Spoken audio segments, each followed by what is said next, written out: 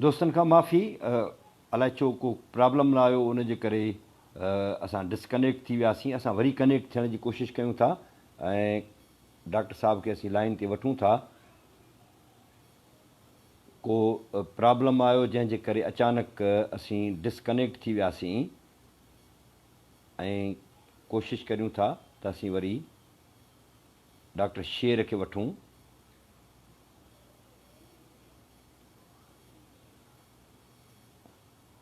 माफ़ी थो वठां दोस्तनि खां, छाकाणि त असां नेट में को प्रॉब्लम आयो या कुझु थियो जंहिंजे करे असीं डिस्कनेक्ट थी वियासीं ऐं वरी पाण कनेक्ट थी विया आहियूं ऐं डॉक्टर साहब खे पाण वरी मोकिलियूं था रिक्वेस्ट। डॉक्टर शेर मेहराणी साहब, डॉक्टर शेर। डॉक्टर साहब तव्हां माफ़ु कजो, पाण डिस्कनेक्ट थी वियासीं। तव्हां वरी जेको आहे सो मूंखे रिक्वेस्ट मोकिलियो महिरबानी करे त जीअं पाण पंहिंजी ॻाल्हि खे अॻिते कंटिन्यू करे सघूं। डॉक्टर साहब महिरबानी करे तव्हां मूंखे रिक्वेस्ट मोकिलियो। अफ़सोस आहे काफ़ी रिदम असांजो टुटो। डॉक्टर शेर मेहरानी साहब तव्हां मूंखे वरी रिक्वेस्ट मोकिलियो महिरबानी करे।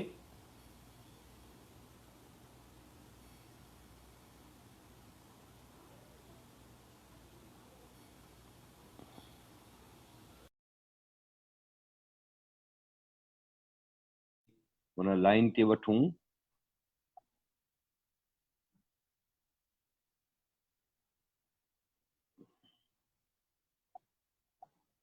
अचानक असांजी जेका आहे सा उहा हली वई।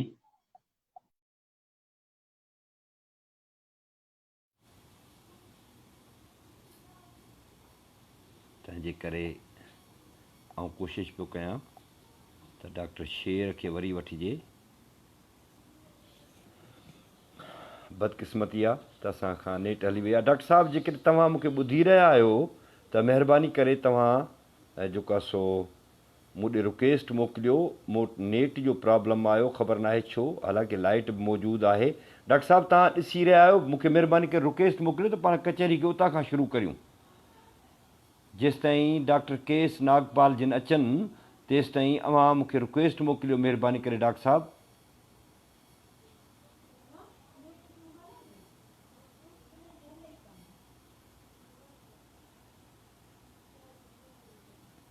डॉक्टर साहब मां तव्हांजी रिक्वेस्ट जो इंतज़ारु पियो कयां। डॉक्टर साहब मां तव्हांजी रिक्वेस्ट जो इंतज़ारु पियो कयां। महिरबानी करे अव्हां मूं ॾे रिक्वेस्ट मोकिलियो। डॉक्टर शेर मेहराणी, ऐं कोशिशि करियां थो डॉक्टर शेर मेहराणी, डॉक्टर शेर। मुंहिंजी कोशिशि आहे त डॉक्टर साहिब जिन खे वरी पाण वठूं, ख़बर न आहे छो।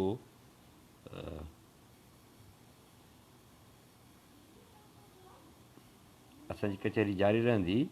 डॉक्टर शेर मेहराणी, डॉक्टर शेर। डॉक्टर साहब तव्हां मूं ॾे रिक्वेस्ट मोकिलियो त जीअं पंहिंजी कचहरी खे पाण जारी रखे सघूं।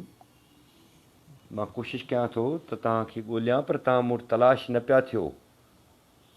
डॉक्टर शेर मेहराणी साईं, अव्हां जेकॾहिं जेसि ताईं साईं केस नागपाल अचनि तेसि ताईं डॉक्टर शेर मेहराणी खे पाण वठूं था। डॉक्टर साहब अव्हां प्रोग्राम में शामिलु आहियो, अव्हां मूं वटि शो थियो पिया। महिरबानी करे मूं ॾे रिक्वेस्ट मोकिलियो त जीअं आऊं अव्हां खे वठां ऐं वरी पंहिंजी कचहरी जेका आहे सा उहा कंटिन्यू थी सघे। असांखे खोड़ दोस्त ॾिसनि पिया।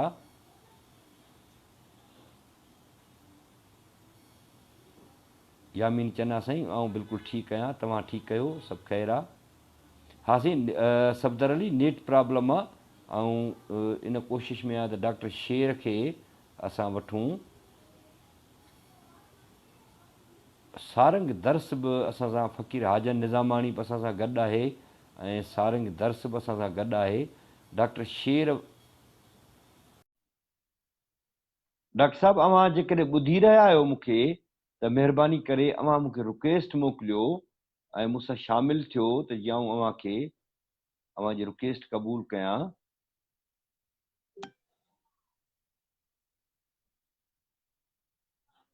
ख़बर न आहे छो ईअं थी रहियो आहे।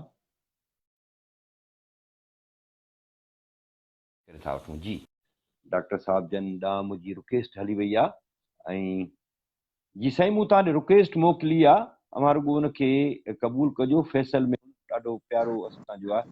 जी साईं शायदि को नेट जो प्रॉब्लम आयो जंहिंजे करे पाण डिस्कनेक्ट थी वियासीं। अवां जिथे ॻाल्हि ख़तमु कई उतां खां पंहिंजी ॻाल्हि शुरू कयो डॉक्टर साहब। हाँ सर, असां ॻाल्हायो पे त भिटाई ज़िंदगी जो शाइर आहे। भिटाई असां सां हर वक़्तु हर लम्हे हमकिनार आहे, छाकाणि त ज़िंदगी जे सभिनी मामरनि खे निबेरे थो पियो।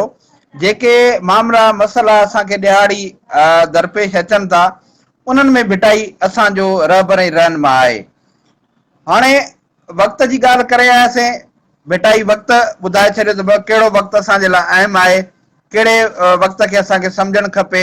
यकीनन हाल आहे उहो ई माज़ी थियणो आहे, मुस्तक़बिल हाल थियणो आहे। जेकॾहिं असां हाल खे सम्झी वियासीं त असांखे किथे बि का बि तकलीफ़ कोन थींदी, छाकाणि त असां जेकॾहिं वक़्त जी ॻाल्हि कईसीं या जीअं भिटाई चयो त वखर सो विहाए जो पए पुराणो न थिए, वेचींदे विलायत में ज़रो थिए नज़ा। उहो वखर करणु खपे जंहिंजो ज़रो बि ज़ाया न थिए। उहो किथे बि हुजो, तव्हां विलायत में हुजे, हिते हुजो, हुते हुजे, किथे बि हुजे, पर उहो तव्हांजो वखर ज़ाया न थिए।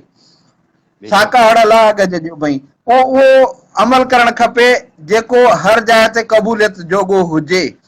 हर सोसाइटी में हाणे ॾिसो अॼु जेको पोस्ट मॉडर्निज़म जो दौर आहे, हिन वक़्तु हर शइ तब्दील थी रही आहे। बल्कि कंहिं ॾाहे चयो त everything is going to be change except change. तब्दीली खां सवाइ हर शइ तब्दील थी रही आहे। जी हा। ऐं हिन शाइर जो मौजो इहो आहे, असांजे सुहिणे लतीफ़ जो मौजो इहो आहे त हर तब्दील थींदड़ लम्हे में असांजी रहनुमाई करे थो पियो। हर तब्दील थींदड़ जेको गस आहे, जेके वैल्यूज़ आहिनि, उन में असां सां बिट बीठो आहे, उन में असांजी रहनुमाई करे थो पियो। उन में असांखे ईअं थो लॻे ॼण त हथ वठी असांखे जेको आहे सो वठी थो हले पियो। ऐं हिन माण्हू वटि आऊं त सम्झंदो आहियां त हिकिड़ो को मुइज़ो आहे जेको भिटाई जी शाइरी। जीअं कुझु ॾींहं अॻु में मूं किथे ॻाल्हाईंदे चयो, जलियांवाला बाग जो जेको सान्यो थियो हुयो त उन वक़्तु हिंदवासी अख़बार जे एडिटोरियल में भिटाई साईं जो बैत ॾिनो वियो, जंहिंजी हिकिड़ी सिट ते उन वक़्तु केस हलियो त इहा जेका अख़बार बग़ावत थी करे ऐं सिट विया हुई, अॻियां अॾनि वटि पोयनि सिर संभाया। उहो केस एच टी सोरले उन वटि फर्स्ट क्लास मैजिस्ट्रेट हुयो, उनजी कोर्ट में हलियो हुयो। ऐं हुन माण्हू इहो जेको आहे सो बैत तर्जुमो करायो, एडिटोरियल तर्जुमो करायो। ऐं जंहिं कमेटी इहो बैत तर्जुमो कयो उन में असांजो मुहक़िक़, असांजो मुतरजिम, असांजो ॾाहो साईं मिर्ज़ा कलीज बेग बि शामिल हुयो। उन कमेटी जॾहिं इहो बैत ट्रांसलेट करे ऐं ॾिनो एच टी सोरले खे, त एच टी सोरले पहिरियां त चयो त बाबा हिन शाइर खे गिरफ़्तार कयो, हे असांजे लाइ वॾो ख़तरो आहे। त जॾहिं हुनखे ॿुधायो त बाबा इहो शाइर त अॼु खां 200 साल अॻु में रेलत करे वियो आहे, इहो त मौजूद ई कोन्हे को। त उहो हैरान थी वियो ऐं चयो त आउं हैरान आहियां त जंहिं क़ौम में 200 साल अॻु अहिड़ो मुदब्बिर शाइर मौजूदु हुयो, उहा क़ौम अॼु ॾुतरियल छो आहे। हाणे इहो आहे भिटाई। उन खां पोइ उहो ई एच टी सोरले आहे जेको शाह साईं ते पहिरीं PhD करे थो, पहिरीं डॉक्टरेट जेको शाह भेटो न लिखी आहे 1938 में, 1838 में। त उहो आहे पंहिंजो एच टी सोरले, जेको उन खां पोइ वरी म्यूज़ा परवागान किताब थो लिखे, जंहिंमें 13 शाइरनि जी शाइरी ॾिए थो, पर मुक़दमे में लिखे थो त कंहिं शाइर खे कंहिं शाइर सां भेटणु न खपे। पर मूं जीअं त घणनि शाइरनि ते कमु कयो आहे, मूंखां जेकॾहिं पुछो त दुनिया जो वॾे में वॾो शाइर केरु आहे, त आउं शाह लतीफ़ जो नालो खणंदुसि। उहो जंहिं वक़्तु उहो हिन वक़्तु जंहिं मुल्क में आहे उनखे पाकिस्तान सॾनि था, पर हू उतां जो क़ौमी शाइर कोन्हे को, पर इन क़ौमी शाइर न हुजण जा कारण शाइरी जी अज़मत वारा न आहिनि, इन जा के सियासी कारण आहिनि। एच.टी. सोरले थो लिखे साईं। जी हा हाणे साईं, इहो मिर्ज़ा परवान किताब में हाणे इहा ॾिसो असांजे शाइर जी अज़मत, इहा ॾिसो असांजे शाइर जी जेका आहे सो अख ऐं हुनजो फ़िक्र ऐं फ़लसफ़ो असांखे किथे किथे रहनुमाई नथो करे। असां जीअं मुंहिंजो बुनियादी मौज़ू जमाल हुयो, जमालियात हुयो, इन खां पहिरियां जो वरी किथे नेट में डिस्ट्रप्शन थिए ऐं नंढिड़ो मुख़्तसिर तारफ़ जमालियात जो भिटाई जे हवाले सां तव्हां दोस्तनि जे साम्हूं पेश कंदुसि, पोइ वरी ॿिया दोस्त अचनि, कचहरी हलंदी रहंदी इनशाला। जी जी जी सूंहं जो फ़लसफ़ो, सूंहं जो फ़लसफ़ो, हुस्न जो फ़लसफ़ो जेको यूनान खां शुरू थिए, फ़लसफ़े छा, इल्म जे हर शाख जा पेरा असांखे यूनान ताईं मिलनि था, ख़ासि तौर प्री ग्रीक एरा जेको आहे, सोक्रेट्स खां अॻु वारो दौर, थैलेस वारो दौर, हीराक्लेटस वारो दौर, या उन खां पोइ अफलातून ऐं जेका सो अरस्तू जो दौर, एसी ताईं जी असांखे सभिनी इल्मनि जा जेको आहे सो पेरा मिलनि था। त असां जॾहिं जमालियात जो पेरो खणूं था त उते असांखे जमालियात नेकी ऐं अख़लाक थी करे मिले थी। उन खां पोइ जलाल जेको आहे सो लांजाइस हिकिड़ो वॾो फ़लसफ़ी हो, जंहिं चयो त जलाल बि जेको आहे सो जमाल जो ई हिसो आहे। ऐं उन खां पोइ एलेक्जेंडर बामगार्टन जेको जर्मन शाइर हुयो, फ़लसफ़ी हुयो, उन लिखियो हुयो त एस्थेटिक्स में जेका शइ अचे थी उहा जमालियात आहे, ऐं उनजो नालो ई एस्थेटिक्स ॾिनो ऐं उहो नालो खयों इनेस्थेसिया मां। असांजा डॉक्टर जेको बेहोश कनि था उनखे चयो वेंदो आहे इनेस्थेसिया, माना असांजे जी अहसासनि खे सुन्न था कनि। ऐं जी हा एस्थेटिक्स उनजो मुतज़ाद ऐं ज़िद वारो लफ़्ज़ हुन खयों हुयो, माना त असांजा हवास वधीक तेज़ थी वञनि था। हुनजो चवणु इहो हो त असां जॾहिं बि सूंहं जो को बि परतो ॾिसूं था, ॿुधूं था, चखूं था, छूं था, त असांजो हवास वधीक तेज़ थी वञनि था। उहो सुहिणो नज़ारो हुजे, सुहिणी मौसीक़ी हुजे, को रक़्स जो अंग हुजे, को सुहिणो खाधो हुजे, या को सुहिणो छुहाउ हुजे, पंजनि अहसासनि जे वसीले असां शयुनि खे परखी सघंदा आहियूं। ऐं जेका शइ असांजे पंजनि अहसासनि मां कंहिं बि अहसास खे सुठी लॻे, उहा जमालियात जे ज़िमरे में अचे थी। इहो एलेक्जेंडर बामगार्टन 1735 में पंहिंजे हिकिड़े आर्टिकल में इहो हिकिड़ो नज़रियो ॾिनो हुयो। जी जी अचूं सुहिणे भिटाई वटि, डॉक्टर साहब हाणे त हाणे हिन वटि जमालियात छा आहे?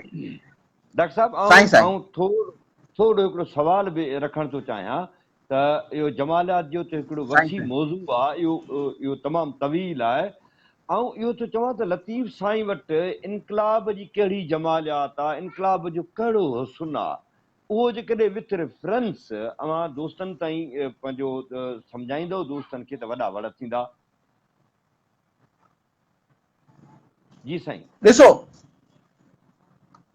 इन जे लाइ पहिरियां त असांखे कार्ल मार्क्स जी जेका थ्योरी आहे, ख़ासि तौर ते जॾहिं असां उनखे नथा खणूं, या इन खां पहिरियां जेको आहे सो हेगल जी जमालियात वारी जेका थ्योरी आहे उनखे जॾहिं असां खणूं था त असांखे इनकलाब जो रस्तो असांखे मिले थो। इनकलाब आहे छा, कहिड़ी तब्दीली आहे? इनकलाब जे लाइ पहिरियों त मशहूरु चवणी इहा आहे त कामयाब बग़ावत इनकलाब हूंदो आहे, ऐं जेका नाकाम जेको आहे सो नाकाम इनकलाब बग़ावत थी वेंदो आहे। नाकाम बग़ावत जेकॾहिं दहशतगर्दी कामयाब थी थींदी वियो, आहे। जी हा जी हा दहशतगर्दी थी वञे, खणी हुनखे ॿियो खणी को नालो ॾियोसि, पर जेकॾहिं जी हा कामयाब थी वियो त उहो जेको आहे इनकलाब आहे, पोइ उहो इनकलाब रशिया वारो हुजे, या हिते ईरान वारो हुजे, या कोई ॿियो इनकलाब। हाणे जी अचूं त भिटाई इनकलाब जी कहिड़ी ॻाल्हि थो करे। भिटाई वटि अवां जो आवाज़ वरी कटिजे थो। मूंखे ॿुधो पिया हलाए न? जी जी बिल्कुलु ॿुधां पियो, बिल्कुलु ॿुधां पियो डॉक्टर साहब, अवां अच्छा, ॻाल्हायो। भिटाई जो ख़ासि तौर जी जी साईं। जी जी जी असां तव्हांखे ॿुधूं पिया आवाज़ साईं, अवां अचे पियो ॻाल्हायो। मुंहिंजो? अवां जो बिल्कुलु आवाज़ अचे पियो, अवां ॻाल्हि खे जारी रखो। हा, महिरबानी। हाणे भिटाई जो जेको केॾारो आहे, ख़ासि तौर ते उहो केॾारो असां सिर्फ़ करबला जे पर्सपेक्टिव में नथा ॾिसी सघूं। उन केॾारे जूं तमामु घणियूं वसी मानाऊं आहिनि। हू हुनजो जेको फ़लसफ़ो आहे त सूर्य मरी सोभ खे त दिलि जा वहम विसार, जी हण भाला विढ़ भाकरें आॾी ढाल में ढार, जी मथां तेज़ तरार मार त मतारो थिए,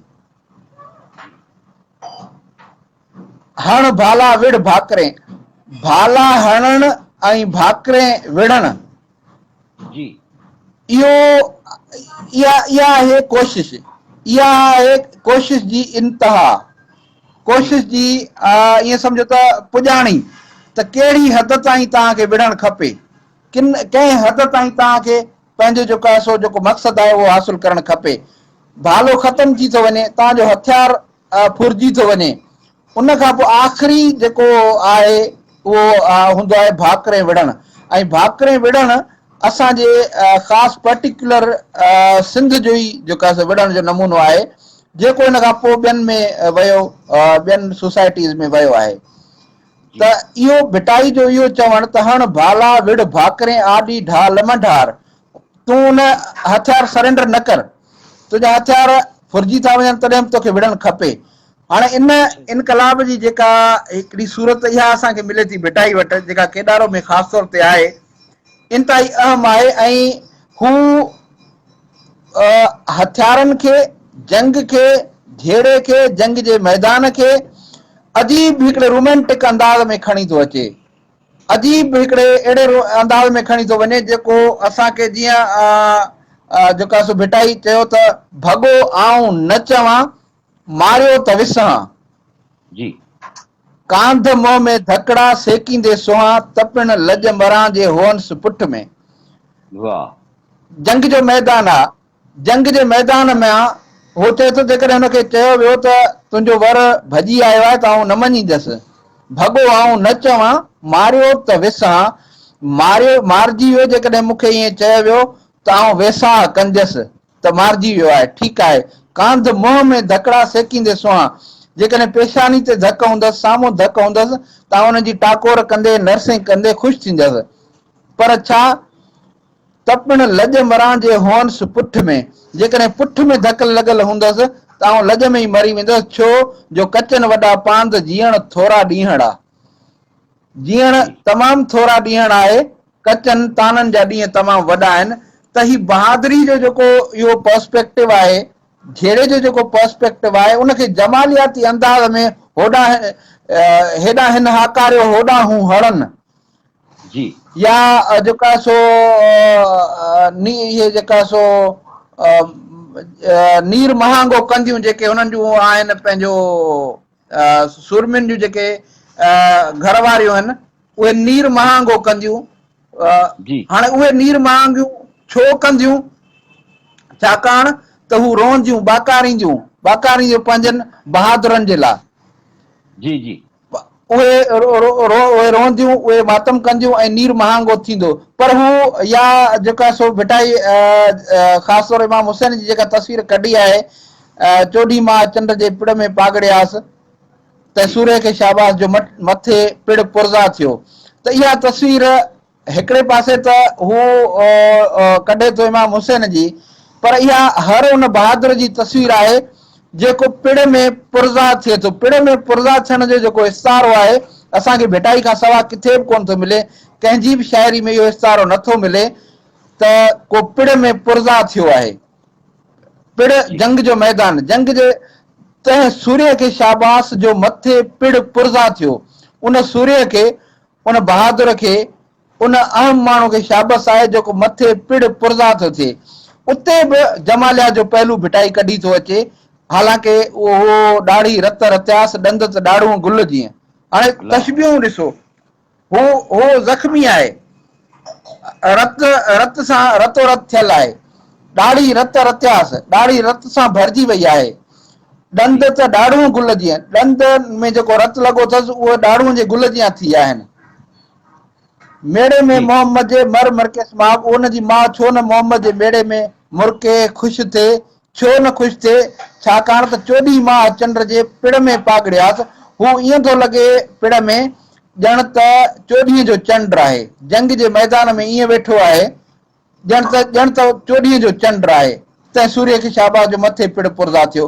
त हाणे इहो जेको पहलू आहे जंग जे मैदान जो, जंग जे हिन ईअं सम्झो त झेड़े जदल जो, उनखे भिटाई जमालियाती अंदाज़ में खणी थो अचे। जंग मां, झेड़े मां, ॾुख मां जमालिया जो पहलू कढी थो अचे। इहो जमालिया जो पहलू असांखे ॿी कंहिंजी बि शाइरी में न मिलंदो, जंहिंमें इनकलाब बि आहे, जंहिंमें जदोजहद बि आहे, जंहिंमें झेड़ो बि आहे, जंग बि आहे। इहा डॉक्टर साहब तव्हां ज़बरदस्त ॻाल्हि कई, पर हाणे केॾारे में तव्हां हलो पिया त मूंखे केॾारे जे सिलसिले में कुझु मुख़्तलिफ़ क़िस्म जा ख़्याल ईंदा आहिनि। मिसाल तौरु जेकॾहिं क़ौमुनि जे जंगी कल्चर खे असीं ॾिसूं त असांखे ख़बर पवंदी त सिंधियुनि जो जंगी कल्चर कहिड़ो आहे, अरबन जो जंगी कल्चर कहिड़ो आहे।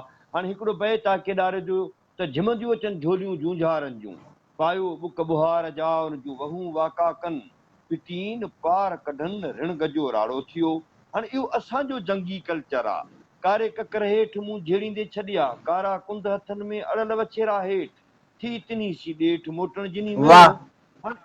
हाणे अहिड़े क़िस्म जा खोड़ बैत आहिनि जेके सिंधी जंगी कल्चर सां तालुक़ था रखनि, अरब जंगी कल्चर सां तालुक़ नथा रखनि। त हाणे इहो जेको हेॾो सारो सुवालु आहे, ऐं इहो जीअं डॉक्टर नबी बख्श बलोच केॾारो कढी छॾियो, अलामा साहिब केॾारो कढी छॾियो, त इन शइ खे थोरो पाण खे कंट्रावर्सी में वञिणो न आहे, पर इन जो जेको फिक्री पासो आहे उन ते मां गुफ़्तगू कयो। ऐं सारंग दर्स जा मुसलसिल अहम तरीन सवाल पिया अचनि, उहे सवाल बि असीं वठंदासीं। ऐं मुंहिंजी सारंग खे इहा गुज़ारिश हूंदी त उहो पाण बि जेको आहे सो जेकॾहिं लाइव अचे त ॾाढो सुठो थींदो, ऐं उहो पाण बि डिफेंड करे। पर फ़िलहालु जेका मूं अव्हांखे गुज़ारिश कई आहे उन ते साईं असांखे रहनुमाई कयो। हा, हाणे मूंखे इन ते हैरानगी थींदी आहे जॾहिं कुझु दोस्तनि केॾारे खे भिटाई जो न चई ऐं कढियो आहे, चयूं त अहसान फ़कीर लांगा जो कलाम आहे, या भिटाई हिकिड़ो ॿियो हुयो उते हालाई उनजो कलाम आहे, या कंहिं ॿिए जो जेको आहे सो कलाम करे हुननि रिसाले मां कढियो।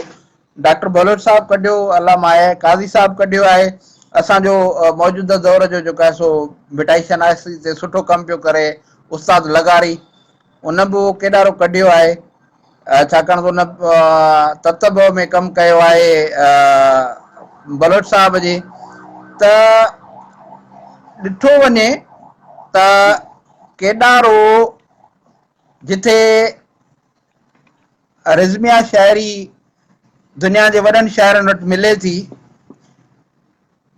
उहो होमर हुजे, हैसिड हुजे, या पंहिंजो शेक्सपियर हुजे, विलियम ब्लैक हुजे, सभिनी वटि असांखे जेको आहे सो हिकिड़ी रिज़मिया शाइरी मिले थी। असां वटि जेकॾहिं आउं त ईअं चवंदो आहियां त केॾारो जेकॾहिं भिटाई जे रिसाले मां कढूं था त तमामु वॾी ज़्यादती था कयूं। ऐं असां ईअं सम्झो त भिटाई खे नामुकमिल करण जी कोशिशि था कयूं जेकॾहिं केॾारो कढूं था त। जी, छो जो हेॾो वॾो शाइर उहो रिज़मिया शाइरी न करे, ॻाल्हि सम्झ खां मथे आहे।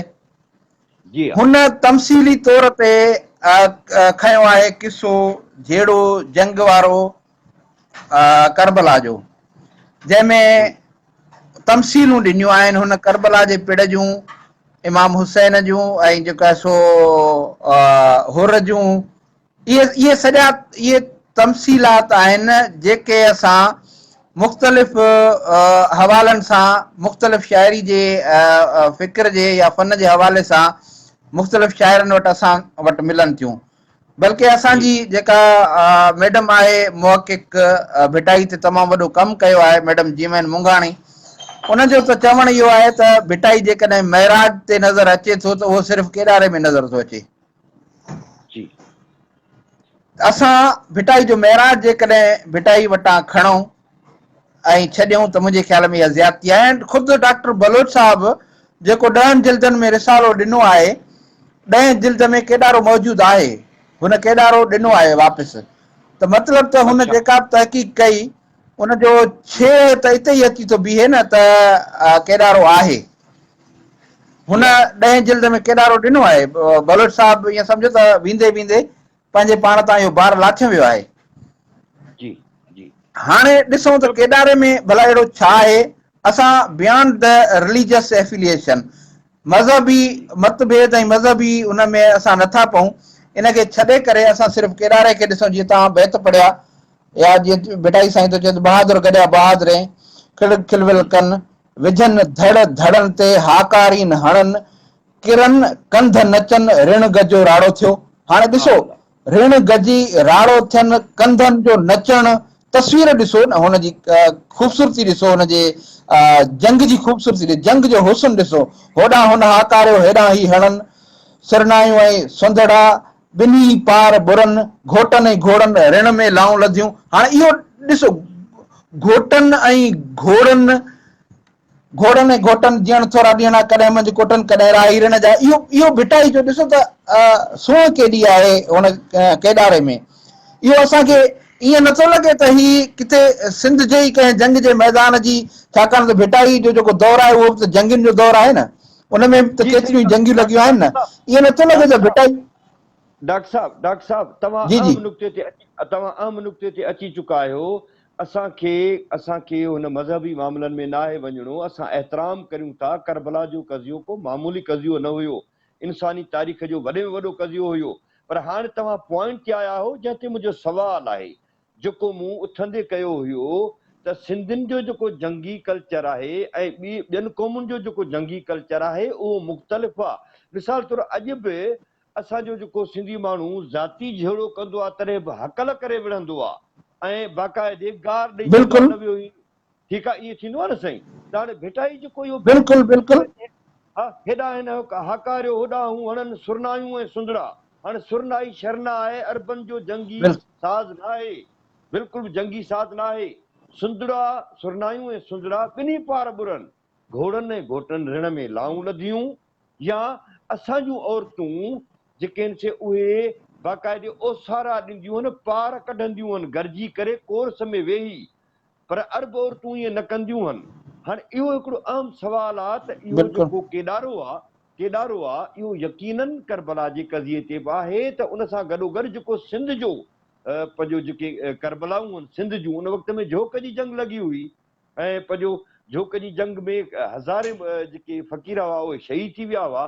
किथे ईअं त न आहे त हिकिड़ा जेके बैत आहिनि जेके सिंधी जंगी कल्चर सां तालुक था रखनि उहे झोक वारी जंग ते आहिनि, बाक़ी ॿिया बैत वरी करबला जे कज़िये ते आहिनि। त इहा थोरी क्लियरिफिकेशन थी खपे। हाणे ॾिसो तव्हां जीअं ॻाल्हि कई असांजे कल्चर जी, जीअं भिटाई चयो त मुंहं मथां जिन जा से पिटियो कढनि पार, मुंहं मथां जिन जा से पिटियो कढनि पार, जेॾियूं हिन जुंजार उजारे सभु अछा कया। हाणे इहो ॾिसो असांजी सिंध हिन में नज़र नथी अचे छा? इन में असांजो सूरमो नज़र नथो अचे छा? इन में असांखे सूफ़ी शाइनात नज़र नथो अचे? मर मरी आऊं रोई मोटी आऊं म कांध, इहो असांजो सूरमो नज़र नथो अचे। अॼु बि सिंधी औरत कंहिं बि भाड़ी खे पसंदि कान्हे कंदी, कंहिं बि भाड़े खे कंहिं बि बुज़दिल खे पसंदि नाहे कंदी। अॼु जी सिंधी औरत जी नफ़सियात बि इहा आहे जेका कल्ह हुई। इहा औरत जी नफ़सियात आहे, मर मरी आऊं रोई मोटी आऊं म कांध, कचनि वॾा पांध जीअण थोरा ॾींहड़ा। जीअण त थोरा ॾींहड़ा आहे, ताननि जा ॾींहं त तमामु वॾा आहिनि। भले मरी पओ आऊं रोअंदसि पर मोटी न अचिजांइ, भॼी न अचिजांइ। इहो जेको जंग जो मैदान आहे, इहो जेको जंग जे मैदान जी जेका डिस्क्रिप्शन आहे या जेका तस्वीर कशी आहे, यकीनन सिंध जे जंग जे मैदान जी डिस्क्रिप्शन आहे। हा अलबत्ता भिटाई साईं शयुनि खे तलमीहाती तौर ते तशबीहाती तौर ते खयो आहे। उहो हर वॾो शाइर ईअं कंदो आहे, हर वॾे शाइर वॾा इंसिडेंट खया आहिनि ऐं उन खां पोइ हुनखे पंहिंजी धरतीअ सां जोड़ियो आहे। भिटाईअ करबला मां केॾारो त खयो आहे पर केॾारे खे जोड़ियो हुन सिंध सां आहे, सिंध जी धरतीअ सां हुनखे जोड़े छॾियो आहे। ऐं हू केॾारो सिंध जी धरती मां फुटल तव्हांखे हिकिड़ो जंग जो मैदान ऐं जंग जो सुर लॻंदो जेको सिंध जी मिटी मां फुटो आहे। ॿाहिरि जो त हिनखे चवण ई न खपे, हिन में उहे अक्स ज़रूर आहिनि, उहा तस्वीर कशी बि आहे जंग जे मैदान जी, उहा ॻाल्हि बि आहे। हुर वारो किसो बि अचे थो, हुर हली आयो मांझी मर्दानो, आया आशिक आग जो पतंग परवानो, मान राज़ी थिए रसूल रब जो नबी तो नानो, ही सिर समानो घोट मथां ई घोरिया, उहो बि बिल्कुलु आहे।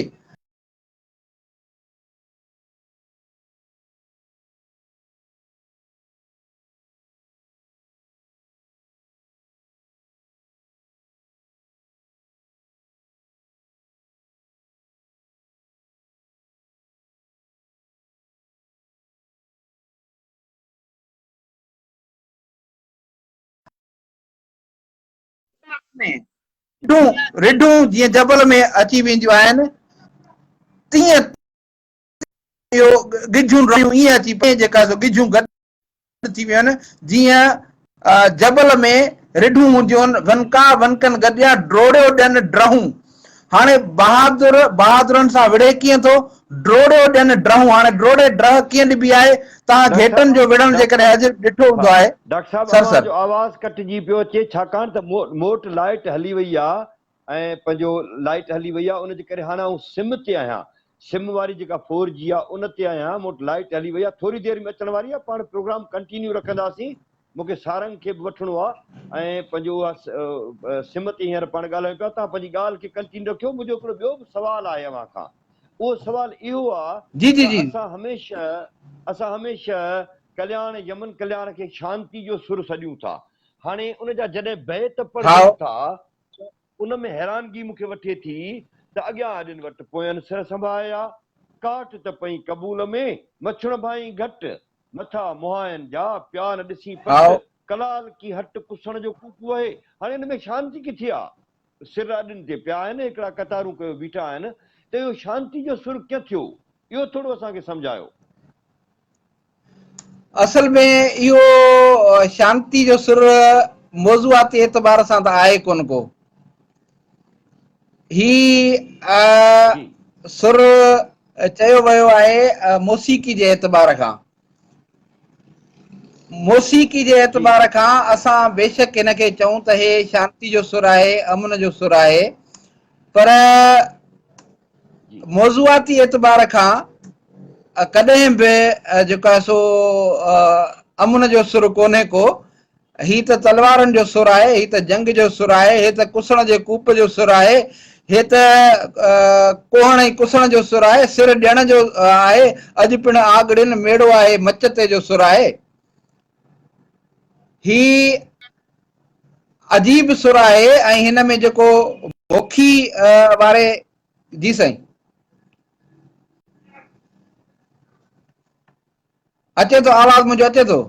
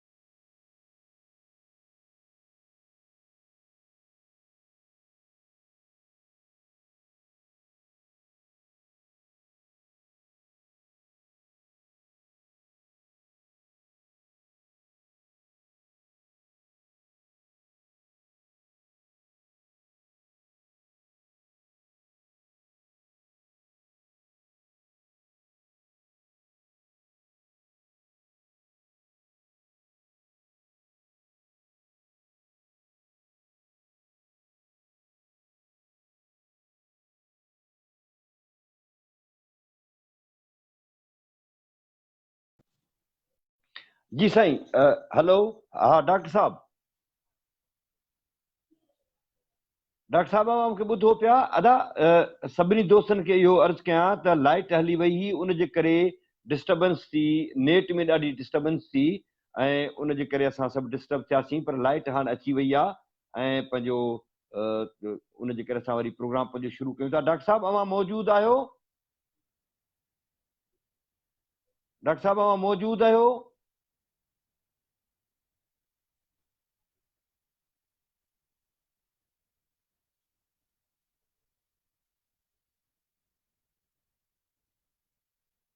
लॻे थो डॉक्टर साहब जिन हलिया विया आहिनि, तंहिं करे असीं सारंग साईं ॾे रिक्वेस्ट मोकिलियूं था। सारंग साईं अवां मौजूदु आहियो प्रोग्राम में?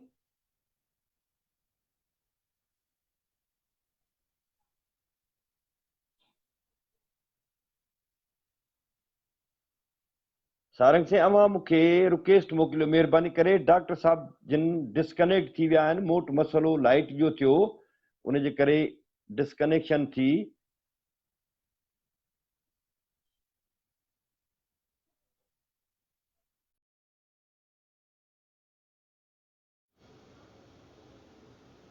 सारंग साईं जेकॾहिं अवां मूंसां शामिल आहियो त महिरबानी करे तव्हां अचो।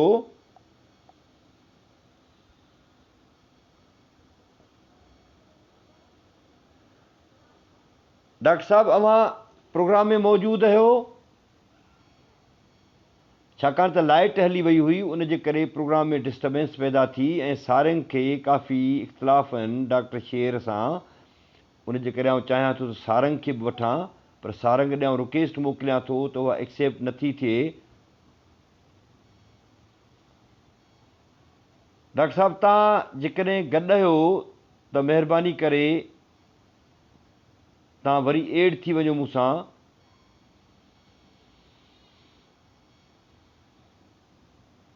ऐं कोशिशि करियां थो त डॉक्टर खे वरी वठिजे।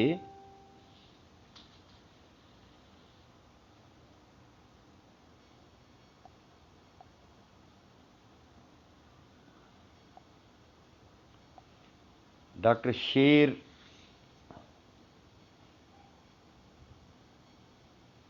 मुंहिंजे ख़्याल में डॉक्टर शेर जिन डिस्कनेक्ट थी विया आहिनि ऐं असां सां सारंग से अवां जेकॾहिं प्रोग्राम में मौजूदु आहियो त महिरबानी करे अवां मूंखे रिक्वेस्ट मोकिलियो, छाकाणि त अवां जी रिक्वेस्ट मूं वटि न पई अचे, ऐं अवां खे मोकिले न पियो सघां। अॻे ई अवां खे इनवाइटेड करे चुको आहियां त अवां जेकॾहिं रिक्वेस्ट मोकिलींदव त आउं तव्हांखे लाइन ते वठी वठंदुसि। ऐं डॉक्टर शेर मेहराणी जेकॾहिं मूंखे ॿुधनि पिया, छाकाणि त लाइट हली वई हुई ऐं सिम ते जेको मूं प्रोग्राम हलायो पिए त उन ते बि सिग्नल्स ड्रॉप थिया, नतीजे में असांजो प्रोग्राम ॾाढो डिस्टर्ब थियो। पर हाणे लाइट अची वई आहे ऐं हाणे वाईफाई कमु करे पियो, तंहिं करे डॉक्टर शेर मेहराणी ॿुधनि पिया जेकॾहिं त महिरबानी करे हिकु दफ़ो वरी शामिलु थियनि, या वरी सारंग दर्स जेके पंहिंजो सुवाल पंहिंजा रखनि पिया त उहे पाण बि उन ते अचनि ऐं उन ते ॻाल्हाइनि। मुंहिंजी इहा कोशिशि आहे त आउं सारंग खे वठां, पर डॉक्टर शेर मेहराणी साहिब जिन अची विया कयो आहे। साईं डॉक्टर साहब पाण वटि मसइलो थी पियो हुयो, इन जो लाइट वञण जे करे वाईफाई बंदि थी वई, वरी जॾहिं असां पंहिंजो सिम ते हलायो त वरी उनजा सिग्नल ड्रॉप थी विया, उनजे करे पंहिंजो प्रोग्राम डिस्टर्ब थियो। पर शुक्र आहे जो वरी पाण लाइव थी विया आहियूं। सारंग दर्स जा तमामु घणा सुवाल आहिनि, उहे उन्हनि सुवालनि जा पंहिंजो पाण खे जवाबु ॾियणु खपनि। साईं तव्हां मूंखे ॿुधो पिया डॉक्टर साहब? हा हा साईं, हा हा, ॿुधां पियो। या सारंग जा पंहिंजो सुवाल आहिनि, ऐं कमेंट्स हेठि कयां इलाही मथे हलिया विया आहिनि। केॾारो जा 6-7 बैत छॾियो, बाक़ी लतीफ़ जी लेवल नथो टच करे। हिकिड़ो त सारंग जो इहो सुवालु आहे, माना 6-7 बैत लतीफ़ जा आहिनि, बाक़ी जेके बि बैत आहिनि उहे लतीफ़ जा न आहिनि। हिकिड़ो त इहो सुवालु मां ज़हन में ज़रूरु रखिजो। उन खां पोइ संदन जेको ॿियो सुवालु आहे, चङो भिटाई, ऐं इहो वरी ॿी शइ आहे, महरम मोटियायो आया ताने मां वेर इज़ सिंध। हाणे चवे थो त महरम मोटियायो में सिंध कान्हे का, ऐं पंहिंजो उन में 6-7 बैत सिर्फ़ु जेके आहिनि से उहे आहिनि, बाक़ी ॿिया हितां सिंध जी हालतुनि ते आहिनि। हिकिड़ो इहो आहे। ॿियो साईं जिन जो यार कमाल आहे, सारंग म्यूज़िक जे हिसाब सां नाहे, ग़लति ॻाल्हि। लतीफ़ जा उनवान सब्जेक्ट सां ई आहिनि। हाणे इहो सारंग जेकॾहिं पाण अचे लाइव त हाणे इहे सी सुवाल आहिनि सारंग साईं जा, ऐं ॿिया दोस्त बि काफ़ी सारा वरी अची विया आहिनि। सर हाणे ये मुख़्तसिर आऊं पंहिंजो रायो हिन ते ॾियां, पोइ वरी मथां वरी को मसइलो जो थिए त हिन खां पहिरियां ऐं मुख़्तसिर हिननि जा ॾियणु चाहींदुसि जवाब। पहिरीं ॻाल्हि त आयो महरम मोटी मोटिया तान इमाम, या आयो महरम मोटी मोटिया तान मीर, इहे असां कॾहिं चयो त इन्हनि में सिंध आहे? असां त अॻु में ई चई चुकासीं न त भिटाई समूरो केॾारो सिंध ते नाहे चयो। भिटाई तमसीली तौर ते मूं अॻु ई चयो त इराक मां केॾारे खे सिंध जी धरती तां वठी आयो आहे, तमसीली अंदाज़ में। इहो त असां अॻु ई चयो। 6-7 बैत तव्हां छो था चओ? तव्हां बाक़ाइदे दास्तान, घटि में घटि 2 दास्तान सॼा अहिड़ा आहिनि जेके तव्हांजा सिंध बाबति आहिनि केॾारे में। इहो पहिरें दास्तान खे छॾे करे उन खां पोइ ॿियो दास्तान, या वरी आख़िरी दास्तान जेको आहे जंग जो मैदान, जंग जे मैदान में कुसण जो कूप वहण, या जेको आहे होॾां हू हाकारियो हेॾां ही हणनि, या छपर में जेको आहे सो पहुन जो गॾु थियणु, इहे समूरा बैत इहे सिंध जे कल्चर जी नुमाइंदगी कनि था, कोहिस्तान वारे बेल्ट जी नुमाइंदगी कनि था, या असांजे गंजे डूंगर गाम वारे पासे जी नुमाइंदगी कनि था। असांजो इहो चवणु त 5-6 बैत छॾे करे ॿियो केॾारो हितां भिटाई जो न आहे त बिल्कुलु ग़लति आहे। तव्हां केॾारे जी ॿोली पढ़ो, लिसानियात, बल्कि केॾारे जी ॿोली पढ़ण खां पहिरियां जेकॾहिं दोस्त संजीदा आहे सारंग साईं, त मुंहिंजी इहा गुज़ारिश हूंदी त पहिरियां लिसानियात पढ़नि, लिसानियात खां पोइ भिटाई खे पढ़नि, भिटाई जी ॿोली जी रमज़ खे सम्झनि, उन खां पोइ केॾारो खे पढ़नि, ऐं उन खां पोइ फ़ैसिलो कनि त भिटाई केॾारो भिटाई जो आहे या न आहे। तव्हां अहसान फ़कीर लांघा जो केॾारो खणो, नबी बख़्श जेको ख़लीफ़ो नबी बख़्श आहे उनजो केॾारो खणो, या कंहिं ॿिए शहर जी रिज़मिया शाइरी खणो, या कंहिं असांजे जेका लुत्फुल्लाह जी शाइरी खणो कादरी जी, या मीर शाह इनायत जी शाइरी खणो जेके अॻु वारा आहिनि, या उन खां पोइ वारा जेके शाइर आहिनि उन्हनि जी शाइरी खणो। जेकॾहिं भिटाई जी रमज़ जो 1% बि तव्हांखे 1% बि तव्हांखे मिली वञे ऐं ॾोही। भिटाई जी शाइरी जी रमज़ ई अलॻि आहे। भिटाई साईं शाइरी खे उन महराज ते वठी थो वञे जेका असांजे हिया में हथ थी विझे।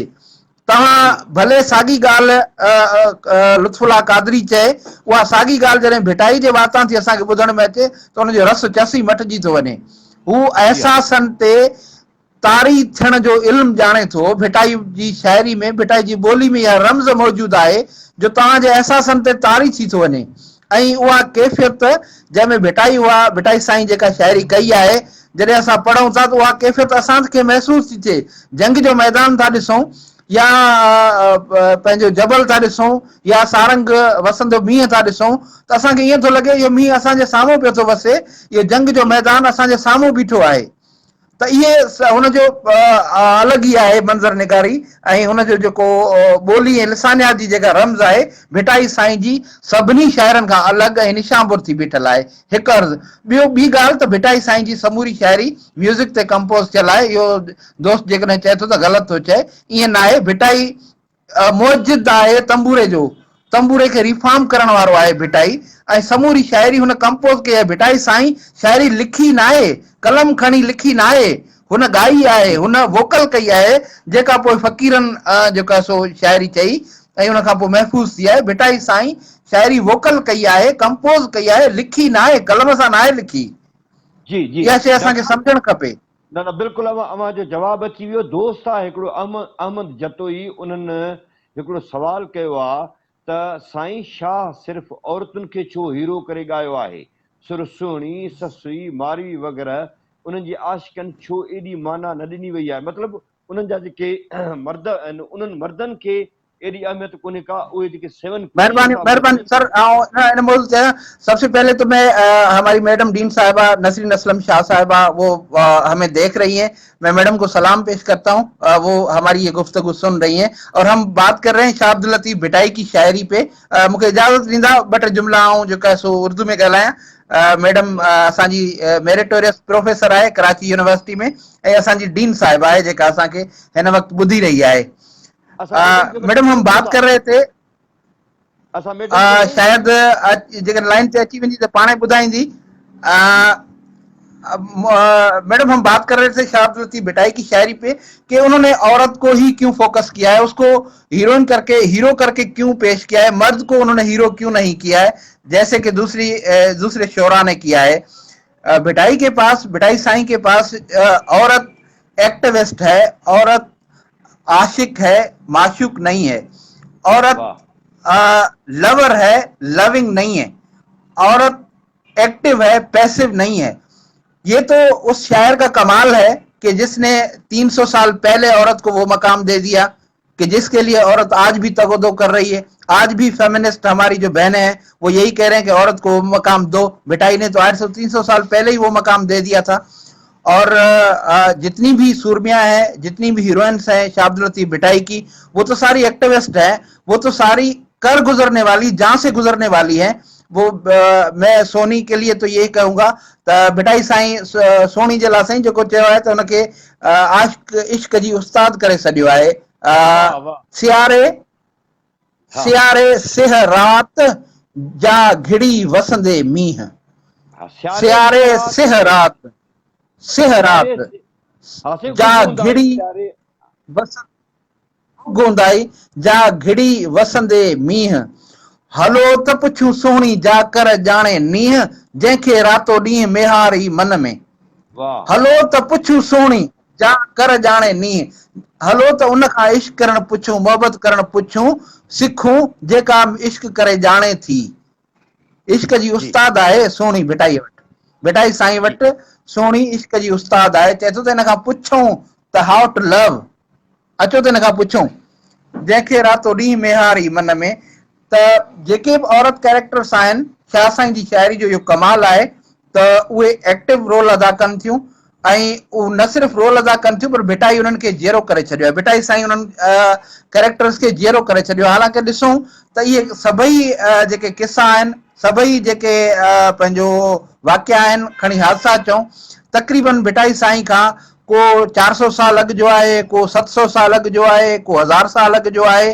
पर शाह साईं जो कमाल आहे, इहो हुनजी शाइरी जो कमाल आहे जो हुननि खे जीरो करे छॾियो आहे ऐं एॾो जीरो करे छॾियो आहे जो वक़्त जी उन स्ट्रीम में हिननि किसनि खे आणे छॾियो अथई जेका नेवर एंडिंग आहे, जंहिंजी पुॼाणी थियणी कान्हे का, ऐं उहा हलंदी अचे पई वक़्त सां गॾु ऐं हलंदी रहंदी। भिटाई साईं उन्हनि खे अमर करे छॾियो आहे पंहिंजे वजदान जे तुफ़िल, पंहिंजी शाइरी जे तुफ़िल, पंहिंजे कैरेक्टर्स जी जेका प्रेज़ेंटेशन आहे उन जे तुफ़िल। समूरा किरदार, उहा सोहणी हुजे, सोरठ हुजे, मारवी हुजे, मूमल हुजे, नूरी हुजे, सभु कैरेक्टर्स जेका सो अमर थी विया आहिनि। हिकिड़ी ॻाल्हि आऊं इन्हनि में नंढड़ी शेयर कंदो हलां। पोयनि ॾींहंनि में शेख हयात साहब जो हिकिड़ो नंढड़ो तक़रीर जो टुकड़ो शेयर थियो हुयो जंहिंमें हू जसोधन खे नूरी जो पीउ थो छॾे। चए थो त जसोधन जेको सुरडर जो हीरो आहे उनखे हू नूरी जो पीउ थो छॾे।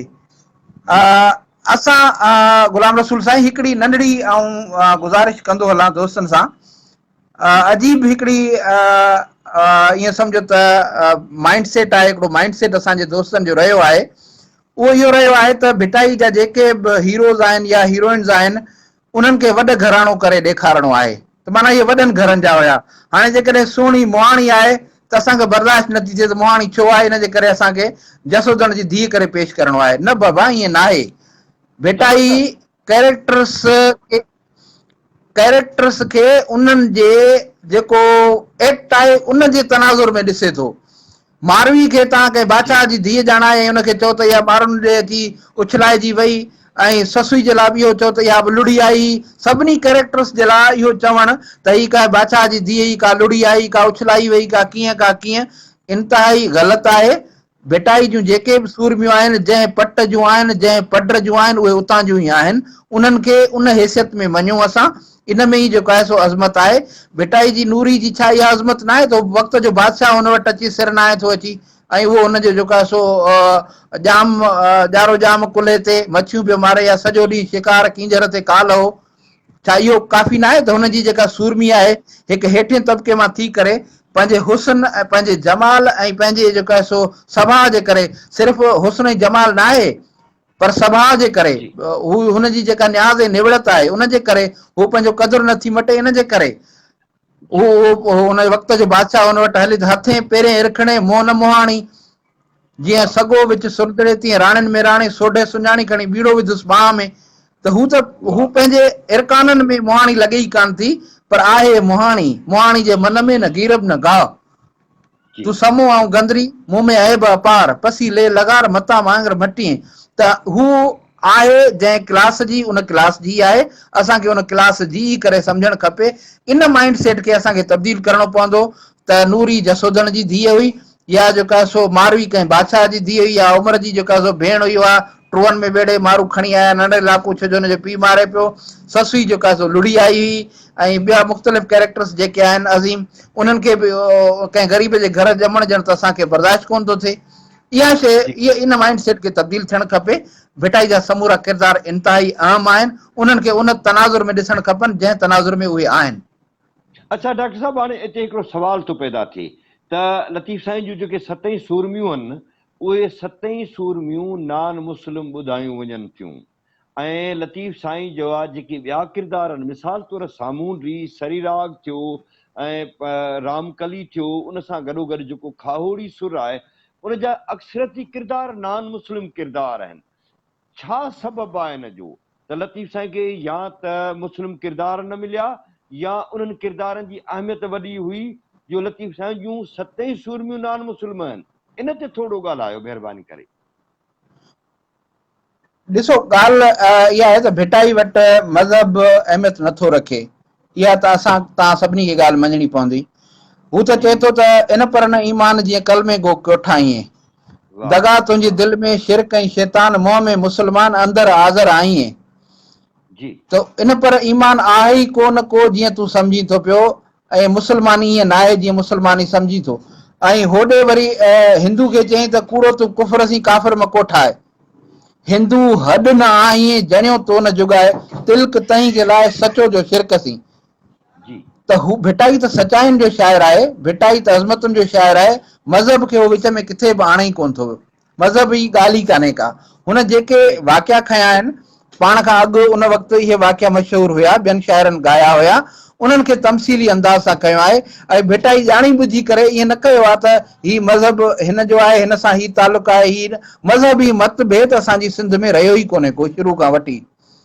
उमिरि जेको सुमरो मुस्लमान आहे, मारुनि वटि पलिजे थी, उहा नान मुस्लिम आहे, पर हू उन वक़्तु इहो नथो करे खणे ऐं जेका सो उमिरि खे उमिरि जी जेका सो ईअं सम्झ इंसाफ़ वारी जेका तक़ाज़ा आहे उनखे घणनि दोस्तनि कंडेम कयो आहे। पर आउं भायां थो त उमिरि ॾाढो मुनसिब बादशाह हुयो जेका हुनखे आछ ॾिए थो पर ज़बरदस्ती कोन थो करे, हुन सां कॾहिं बि हुन ज़बरदस्ती न आहे कई। उन खां पोइ जॾहिं ॾिसे थो त मारवी हिते नथी रहे त उन खां पोइ हुनखे छॾे ॾिनो अथई, ऐं उन खां पोइ जो किसो इहो थो थिए त माण्हुनि हुनखे तानो ॾिनो त तूं उहा न रही आहीं जेका हितां वई हुई, त सफ़ाई ॾियण जे लाइ उमिरि बादशाह पाण वरी माण्हुनि ॾे वियो आहे ऐं चरबेली तां गुज़रियो आहे, जेका रस्म उन वक़्त खां पोइ उन्हनि खे चऊं ॾियो था इहो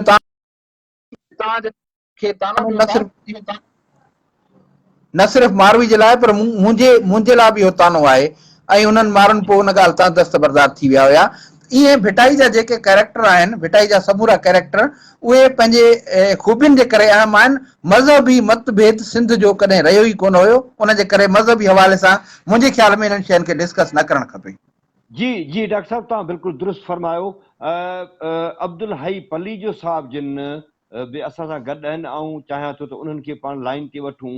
अव्हां खे इहा गुज़ारिश करे अव्हां खां इजाज़त वठिबी त अव्हां असांजे प्रोग्राम में ज़रूरु हुजिजो, पर ईंदड़ जेके असांजी सीरीज़ हलंदी प्रोग्रामनि जी त उन में ख़ासि तौर ते असीं फोकस कंदासीं त भिटाई जे फ़िक्र में समाजी कार्ज कहिड़ो आहे। इन ते तयारी सां जेको आहे सो अव्हां असांजा जीअं त पैनल में शामिल आहियो, असांजे हर प्रोग्राम में शामिल हूंदव, तंहिं करे अव्हां खे इहा गुज़ारिश हूंदी त मां जेको आहे सो दोस्तनि सभिनी जो थोराइतो आहियां जिन गौर सां ॿुधो सवाल कया, ऐं जेकॾहिं का बि ॻाल्हि वरी पुछणी हुजे त मां बिल्कुलु हाज़िर हूंदुसि। तव्हांजा लख लाइक़ कुर्ब, महिरबानी, मोहबतूं। अव्हां खे आख़िरी गुज़ारिश इहा कयां त जेके दोस्तनि कमेंट्स में सवाल कया आहिनि उन जा असां जवाब न ॾेई सघिया आहियूं, त महिरबानी करे आउं उन्हनि खे वांदकाई में थोरो ज़रूरु ॾींदुसि, ऐं वांदकाई में पढ़ी करे ज़रूरु जवाबु ॾियण जी कोशिशि कंदुसि। लख लाइक़ लख लाइक़, लख लाइक़, लख लाइक़। पुछिजो।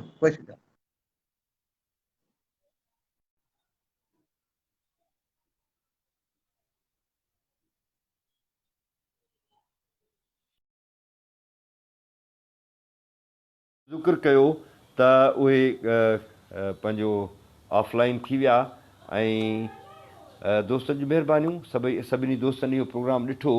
हाणे भिटाई साईं जो जेको सिलसिलो आहे, जेको फ़िक्र लतीफ़ आहे, उनखे कंहिं हिकु सांचे में क़ैद नथो करे सघिजे, न ई उनखे कंहिं हिकु सांचे में असीं जेका सो करे सघूं था। हई पली जो साहिब जिन खे त जेकॾहिं उहे मौजूदु आहिनि असांजे प्रोग्राम में त उहे यकीननि असां उन्हनि खे जॉइन करायूं।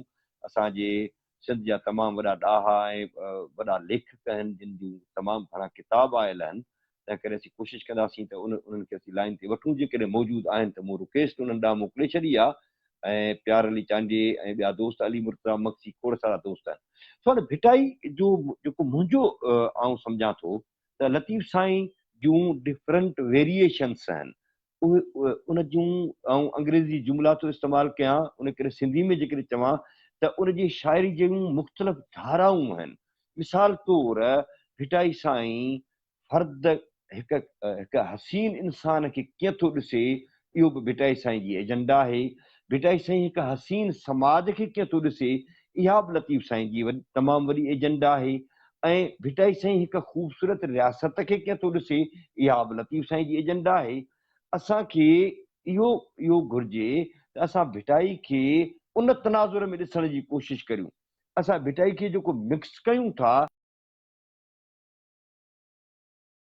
में विझण जी कोशिशि कयूं था त इहा उन मुफ़क्र सां तमामु वॾी बेवाजिबी आहे, जो असां हिकिड़ो अहिड़ो मुफ़क्र जेको काइनात जे राज़नि ते ॻाल्हाए थो, जेको इंसानी समाज ते ॻाल्हाए थो, जेको पंहिंजे वतन जी हुब ते ॻाल्हाए थो, ऐं वतन जी हुब यानी लतीफ़ साईं जेका वतन जी हुब ॻाई आहे, उन हुब में बि हैरत जी हद ताईं हुन समूरी दुनिया खे बि पंहिंजी एजेंडा ते रखियो आहे। जीअं मिसाल तौरु सारंग जो बैत आहे, जेको डिघे में डिघो बैत आहे, मोटी मांडाण जे वारे कयईं वार विॼूं वसण आयूं चोॾसें चौधार, पोइ आख़िर में साईं सदाई करीम थिए सिंध सुकार, दोस्त मिठा दिलदार आलम सभु आबाद करी। लतीफ़ साईं जीअं त फितरत जो शाइर हुयो, तंहिं करे उहो सम्झे पियो त जेसीं ताईं फितरी क़ौमूं उहे तरक़ी न करे सघंदियूं, जेसिताईं उन्हनि खे पंहिंजा आजपा न मिलंदा, जेसिताईं उन्हनि खे पंहिंजे हक़े हुकुमरानी न मिलंदो, तेसीं ताईं हिकु आलमी समाज न जुड़ी सघंदो। छाकाणि त फितरी क़ौमूं जेके ठहनि थियूं, उहे तारीख़ जे हज़ारे सालनि जे हिकु प्रोसेस मां गुज़री करे उहे क़ौमूं ठहनि थियूं। उनजे करे भिटाई साईं खे इन शइ जो मुकमिल तौर ते इदराक हासिलु हुयो। हई पली जो साहिब जिन हलिया विया आहिनि, शायदि उहे मौजूदु न आहिनि असांजे प्रोग्राम में। ॿियो को दोस्त जेकॾहिं ॻाल्हाइणु घुरे थो त उहो अची सघे थो, मूंखे रिक्वेस्ट मोकिले, मां उन्हनि खे वठी सघां थो। ऐं सारंग बि हलियो वियो ऐं सारंग सुवाल तमामु घणा कया, मूं चाहियो पियो त सारंग खे असां वठूं, पर सारंग बि जेको आहे सो असांजे प्रोग्राम मां अध मां हलियो वियो आहे। उनजे करे ॿियो को दोस्त पंहिंजो साईं अब्दुल अज़ीज़ सुमरो साहिबु बैत पूरो कयां। हा साईं, उहो बैत सुर सारंग जो मूंखे कढणो पवंदो, ऐं रिसालो मुंहिंजे अॻियां आहे, कोशिशि करे उहो बैत तव्हांखे पूरो पढ़ी ॿुधायां थो।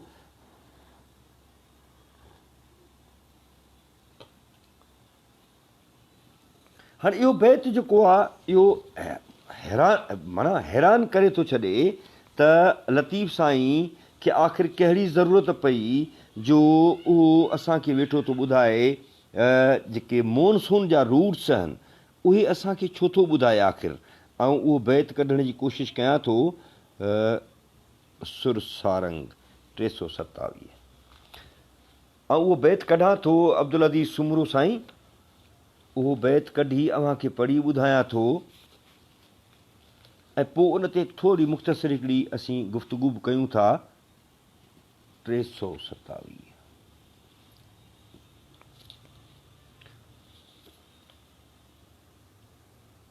साईं, अब्दुल हई साईं, अव्हां जेकॾहिं मौजूदु आहियो त मूं अव्हां ॾे रिक्वेस्ट मोकिली।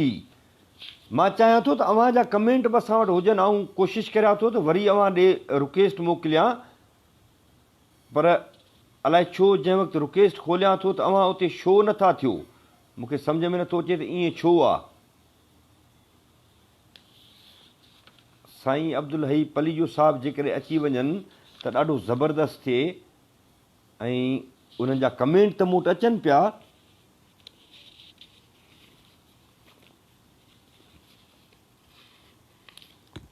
सुर सारंग खुली वियो आहे। दोस्त जी जेका हुकुम आहे।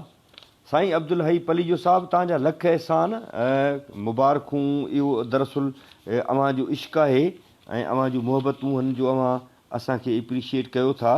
अव्हांजा लख लाइक़। पर मूं चाहियो पिए त तव्हां असांजे प्रोग्राम में जेकॾहिं अचो हा त तमामु घणी ख़ुशी थिए हा, पर अव्हां असांजे प्रोग्राम में न आया। इंशाअल्लाह वरी ॿिए दफ़े तव्हां ज़रूरु असांजे प्रोग्राम में ईंदव। ऐं दोस्त हा अदा अब्दुल अज़ीज़ सुमरो साहिबु अव्हां हुकुम कयो त इहो समूरो बैत पढ़ां त लतीफ़ साईं फरमायो मोटी मांडराण जे वारे कयईं वार वियूं वसण आयूं चोॾस ऐं चौधार के उथी वियूं इस्तंबोल ॾे के मिड़ियूं मगरब पार के चिमकनि चीन ते के लहनि समरकंदिन सार के रमी वियूं रूम ते के काबिल के कंधार के दहली के दखन के गुड़नि मथे गिरनार किन्ही जुंबी जैसलमेर तां ॾिना बेकानीर बेकार कहीं भुज भुजायो कहीं ढट मथे ढार कहीं अची अमरकोट तां वसाया वलार साईं सदाईं करी मथे सिंध सुकार दोस्त मिठा दिलदार आलम सभु आबाद करी।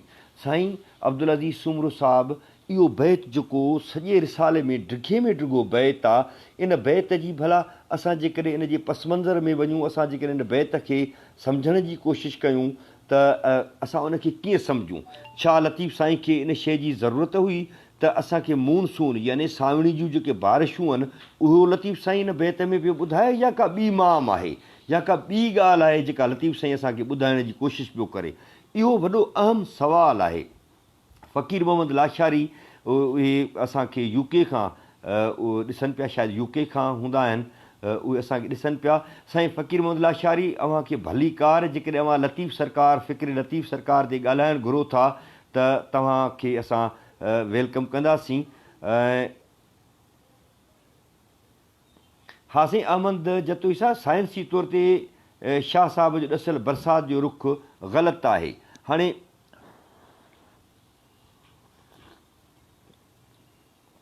मसइलो आहे त बरसाति जो जेको रुख आहे, अव्हां ख़बर न आहे सवाल खे जेकॾहिं क्लियर कयो आहे त ॾाढो भलो थिए हा।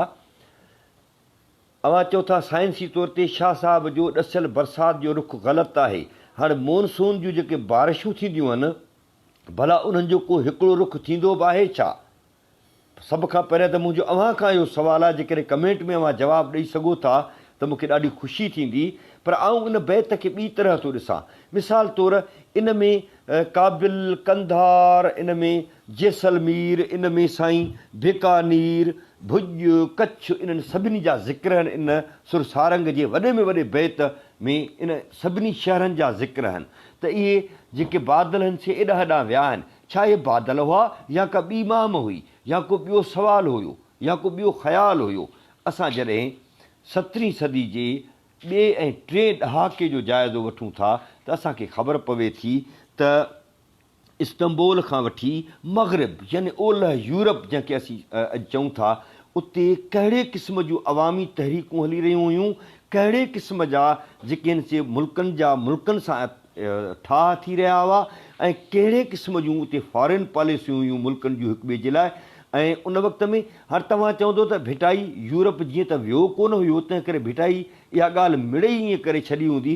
पर असां इन जे लाइ इहो अर्ज़ु रखंदासीं त भला असां ईअं छो सम्झूं त लतीफ़ साईं यूरोप न वियो हुयो।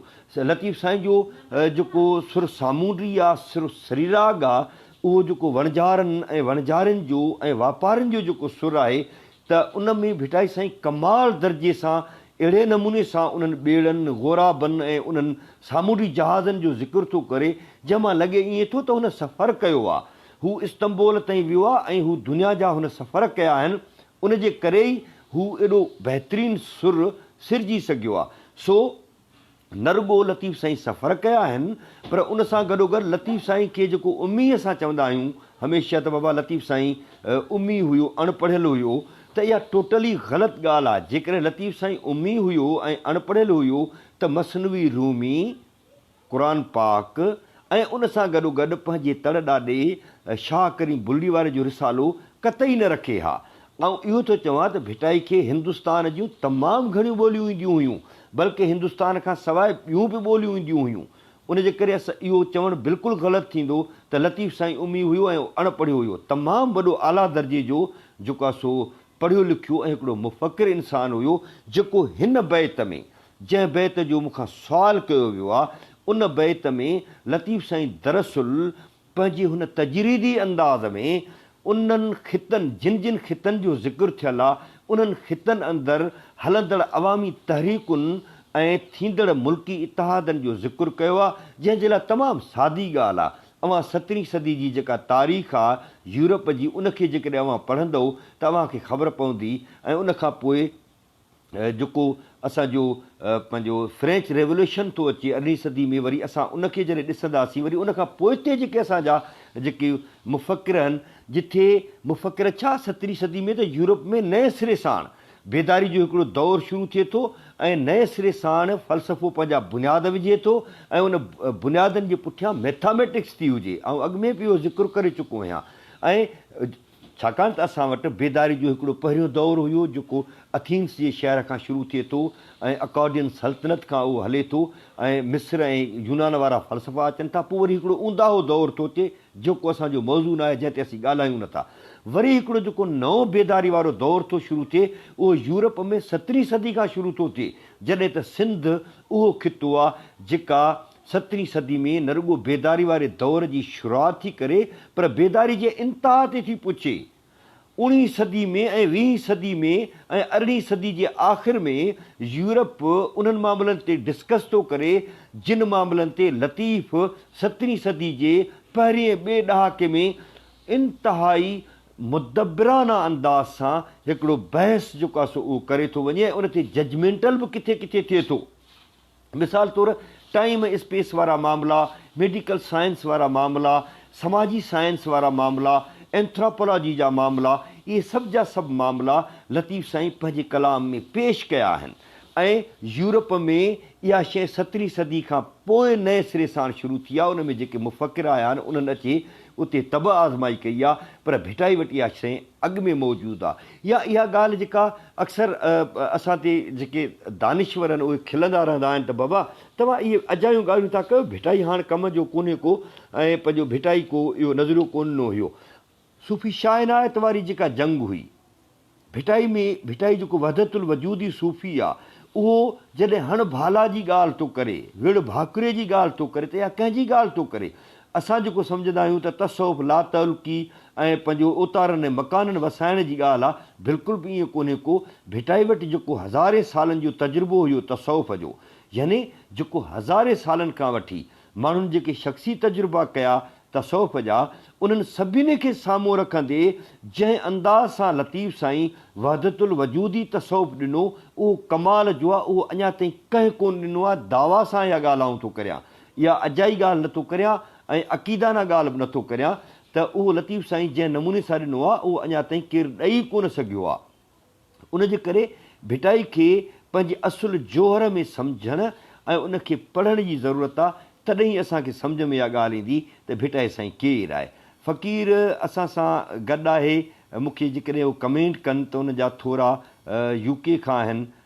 फ़क़ीर साईं फ़क़ीर मोहम्मद लाशारी, फ़क़ीर मोहम्मद लाशारी। साईं फ़क़ीर मोहम्मद लाशारी, अव्हां जेकॾहिं लतीफ़ साईं ते ॻाल्हाइणु घुरो था त महिरबानी करे मूंखे कमेंट कयो या रिक्वेस्ट मोकिलियो त आउं तव्हांखे लाइन ते वठी सघां थो। मीर टालपुर बि असां सां गॾु आहे, जेकॾहिं उहो बि लतीफ़ साईं ते कुझु ॻाल्हाइणु घुरे थो त आउं उनखे बि लाइन ते वठण जे लाइ तयारु आहियां। साईं मंज़ूर मारफाणी चांडियो साहिब जिन, उन जा लख लाइक़, उन्हनि वटि वक़्तु हूंदो आहे त ज़रूरु मुंहिंजो प्रोग्राम उहे जॉइन कंदा आहिनि। जेकॾहिं उहे बि ॻाल्हाइणु चाहिनि था त महिरबानी करे मूंखे रिक्वेस्ट मोकिलियुनि। अजीब अलमियो आहे त प्रोफेसर नागपाल जेको आहे सो उहो असांजे प्रोग्राम खे जॉइन न करे सघियो, जेतोणीकि हुन कोशिशि बि तमामु घणी कई, पर मूं वटि शो न पिया थियनि। जेकॾहिं शो थियनि हा त आउं ज़रूरु उन्हनि खे लाइन ते वठां हा। सो ऐं फ़क़ीर लाशारी साहिब जिन खे इहा गुज़ारिश थो करियां त जेकॾहिं हू पंहिंजो अचणु था चाहिनि मूं वटि त महिरबानी करे रिक्वेस्ट मूं ॾे मोकिलियुनि त जीअं आउं उन्हनि खे वठी सघां, लाइव वठी सघां। फ़क़ीर मोहम्मद आउं ॾिसां थो त मूं वटां उन्हनि ॾांहुं रिक्वेस्ट वञी सघे थी या न। मोहम्मद लाशारी मूं वटि छो नथा थियनि, छो? साईं फ़क़ीर मोहम्मद अवां मूं वटि छो न पिया थियो? जेकॾहिं मूं वटि छो थींदा हुजो हा त यकीनन अव्हां खे साईं फ़क़ीर मोहम्मद कुर्ब अव्हां जा जो अव्हां असांखे ॿुधो पिया ऐं लतीफ़ साईं जे मौज़ू ते अव्हां असां सां शामिलु आहियो, अव्हां जा लख एहसान। अव्हां महिरबानी करे अच्छा तव्हां ड्यूटी ते आहियो ऐं सिर्फ़ु ॾिसी सघो था पर तव्हां शामिलु नथा थी सघो। तव्हांजो इहो जेको ॾिसो था इहा बि तव्हांजी वॾी महिरबानी आहे।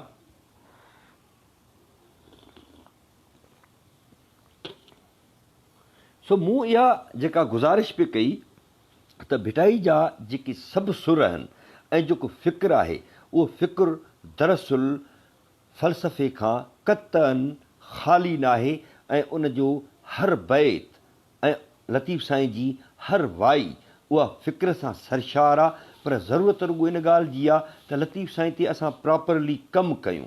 मिसाल तौरु मुंहिंजी सदाईं इहा दांह हूंदी आहे या शिकायत हूंदी आहे त भिटाई ते प्रॉपरली कमु ई नाहे थियो, न ई कमु करणु ॾिनो वियो आहे, छाकाणि त भिटाई रियासत सां मुवाफ़क़त नथो रखे। भिटाई साईं जो फ़िक्र जेकॾहिं क्लासिफाइड अंदाज़ सां असां उनजी तरतीब ॾेई ऐं असां जेकॾहिं उनखे पढ़ूं त भिटाई असांखे शानदार इंसान जी जेका असां उहो तस्वर ॾींदो। लतीफ़ साईं असांखे शानदार क़ौम जो तस्वर ॾींदो। लतीफ़ साईं असांखे शानदार समाज जो तस्वर ॾींदो। लतीफ़ साईं असांखे शानदार आलमियत जो तस्वर ॾींदो ऐं इंसानी आज़ादियुनि जी त ॻाल्हि ई तमामु वॾी आहे। हा साईं मीर साईं महिरबानी, तव्हां सफ़र में आहियो, ठीकु आहे, महिरबानी। ॿियो को बि दोस्त जेकॾहिं लाइव थियणु चाहे थो त मुंहिंजो प्रोग्राम सभिनी जे लाइ उहो उनखे आज़ादी हासिलु आहे त उहो यकीनन जेको आहे सो उहो पंहिंजो शामिलु थिए। सरकिस्मत तक़दीर जे अवान खे अव्हां कीअं था ॾिसो? सरकिस्मत ऐं तक़दीर। साईं अहमद जतोई साहिबु अव्हांजो सुवालु ॾाढो भलो आहे। इन जे लाइ भिटाई साईं खां पाण पुछूं था त क़िस्मत ऐं तक़दीर छा आहे? लतीफ़ साईं फरमायो, वेठे वर न पून सुते मिलनि न सुपरी, जे रंधनि मथे रून साजन मिले तन खे, वेहण सां महबूब नाहे मिलणो ऐं सुम्हण सां असांखे सुपरी नाहे मिलणो। असां जेसिताईं असां पंहिंजे पेरनि मां रतु न वहाईंदासीं, जेसिताईं असांजा पेर न रोअंदा तेसिताईं असां पंहिंजी मंज़िल ऐं पंहिंजे महबूब ताईं नथा पुॼी सघूं। जंहिंजो वञी मक़सदु इहो थियो त क़िस्मत ऐं तक़दीर कुझु बि कोन्हे का, तदबीर ई सभु कुझु आहे। जेकॾहिं अव्हां तदबीर अख़्तियार कंदव, जेकॾहिं अव्हां हिमत कंदव त अव्हां पंहिंजा जाइज़ जेके टारगेट्स आहिनि उहे सभु हासिलु करे सघो था ऐं जाइज़ जेके बि अव्हां जूं घुरिजूं आहिनि उहे तव्हां हासिलु करे सघो था। अदरवाइज़ अव्हां तक़दीर ते छॾे ॾियो ऐं क़िस्मत ते छॾे ॾियो, पाणे सिंध में सिंधू दरिया वहणु शुरू थी वेंदो। सिंध में जेका बुख बदहाली ऐं बेरोज़गारी आहे उहा ख़तमु थियणु शुरू थी वेंदी ऐं सिंध जा जेके अनेक संगीन अलमनाक क़िस्म जा जेके मसइला आहिनि उहे पाणे पाणे हल थी वेंदा। अचो त पाण क़िस्मत ते छॾे था ॾियूं, अचो त पाण तक़दीर ते छॾे था ॾियूं। ख़ुदि अलाह जी ज़ात बि असांखे इहो फरमायो आहे त अव्हां हिमत करियो त आऊं अव्हांजी मदद करियां ऐं उन असांखे हथ अखियूं दिमाग़ सम्झ दानिश ऐं ॾाहप ॾिनी आहे। उनजे करे उन ॾाहप ऐं उहो जेके असांजो वजूदु आहे उनजो जेकॾहिं असीं इस्तेमालु कंदासीं त यकीनी तौर ते असां पंहिंजी मंज़िल ते पहुची सघंदासीं।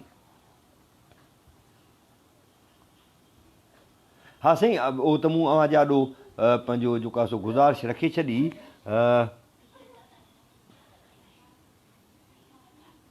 ज़ुल्फ़कार अली राहू जो जिन जो सुवालु आहे, हाणे ऐं एॾो को लतीफ़ साईं जो पारखू न आहियां पर दोस्त सुवालु कनि पिया उहे कहिड़ा समाजी हालात हुआ जिन जे करे लतीफ़ साईं जी शाइरी उन दर्जे ते हिते। हाणे इहो सुवालु थोरो अधूरो आहे, जेकॾहिं साईं अव्हां महिरबानी करे इहो सुवालु पंहिंजो जेकॾहिं अव्हां क्लियर करे मूंखे ॾियो त पोइ जेकॾहिं मूंखे उनजी ख़बर हूंदी, इल्मु हूंदो त यकीनन उनजो जवाबु अव्हांखे ॾींदुसि। अदा शहज़ोर हाकम सिंधू हैदर मंज़िल ते ॻाल्हायो। इहो दरअसल सियासी मसइलो आहे, उन ते हिन फ़िक्र लतीफ़ वारे प्रोग्राम में नथो ॻाल्हाए सघां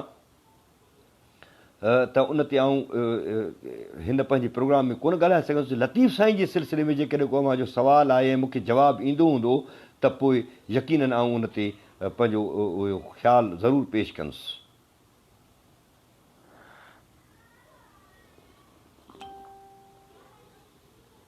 साईं ज़ुल्फ़कार अली सादनि माण्हुनि खे मदद ॾींदी आहे। हाणे इहो मुंहिंजे मंतक में इहा ॻाल्हि नथी अचे।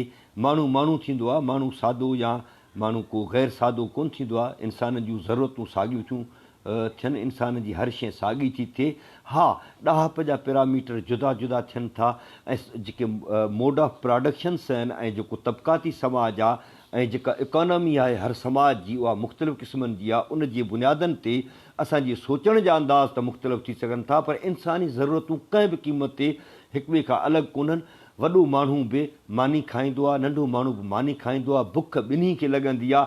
बुख सिर्फ़ु ग़रीब खे न लॻंदी आहे, अमीर खे बि लॻंदी आहे, सभिनी खे लॻंदी आहे।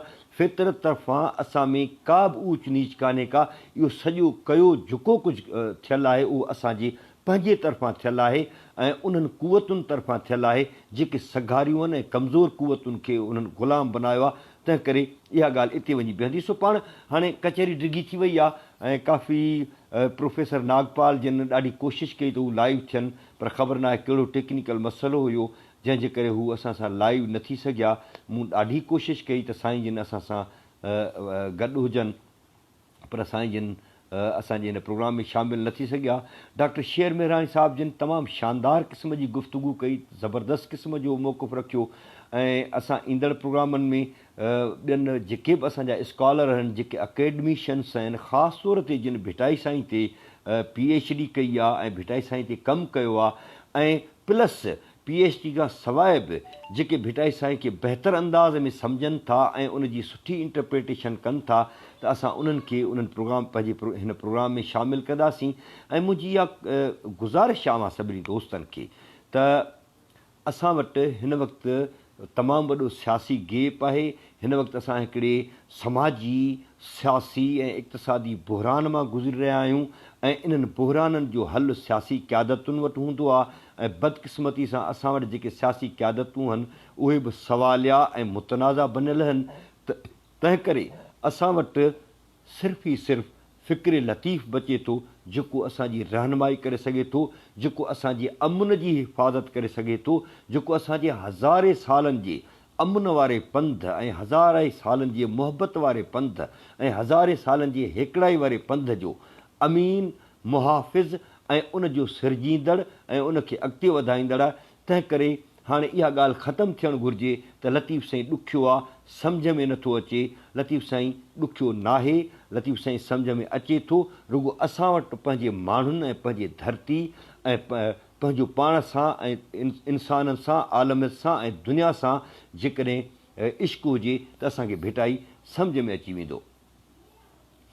साईं ज़ुल्फ़कार अली राहूजी जिन वरी कमेंट कयो आहे, ॾाहप या अकुल अक्सरियत महिनत सां ईंदी आहे, बाक़ी ज़ात या ज़हानत थोरो बुण या ॼण मां बचे थी।